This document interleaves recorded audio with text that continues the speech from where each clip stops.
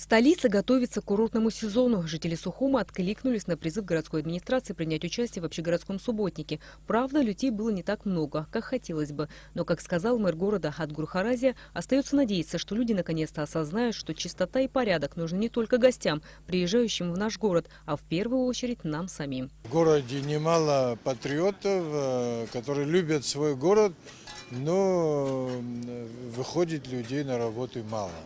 К сожалению, мало. Но они есть. Они есть. Но я думаю, что здесь и вина наша тоже. Может, мы поздно объявили об этом, и не каждого дошла информация. Это не первый субботник, поэтому я надеюсь на то, что горожане с каждым разом больше и больше будут вовлекаться в этот процесс. Сухумская городская администрация подготовилась к субботнику. Для его организации были задействованы все коммунальные службы и роздан необходимый инвентарь. Сотрудники столичной администрации вышли на уборку дороги, ведущей на Сухумскую гору. Ну, надо отметить, что вот сейчас с среды мы будем убирать будки, бесхозные будки, которых в городе очень много, но издано распоряжение. И со среды мы их начинаем всех убирать.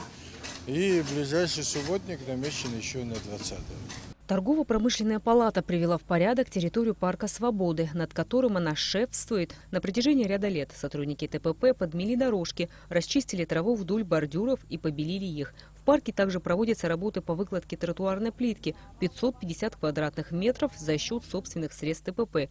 К участию в субботнике подключились гильдии пекарей, строителей, Абхазский союз туризма, Ассоциация женщин-предпринимателей, Союз транспортников Абхазии. Массу проблем коммунальным службам города доставляют посетители пляжа. Бутылки, пластиковые пакеты, пачки от сигарет. Огромное количество мусора превращает прибрежную зону в свалку бытовых отходов. Привести в порядок одну из прибрежных зон в районе Сухумского пивоваренного завода взялись сотрудники завода. С одного только этого участка за несколько часов было вывезено более 8 грузовых машин с мусором. Жители столицы, принявшие активное участие в общегородском субботнике, в один голос говорили о том, что подобного рода мероприятия нужно проводить чаще. С утра, несмотря на непогоду, мы все вышли, я имею в виду, это наш пивоваренный завод, почти все сотрудники, это около 100 человек. К нам присоединились еще школьники, Абхазия – это наш дом. Если мы не будем поддерживать чистоту в нашем доме, то, естественно, никто за нас это не будет делать, и мы все хотим жить в уютном, чистом доме. Хорошо, что есть те люди, которые готовы уделить несколько часов на то, чтобы сделать нашу с вами столицу чище и комфортнее. Именно такой она и должна быть всегда. Ведь не зря говорят, что чисто не там, где убирают, а там, где не мусорят. Рената Шакая, Тимур Гугохи, Абхазское телевидение.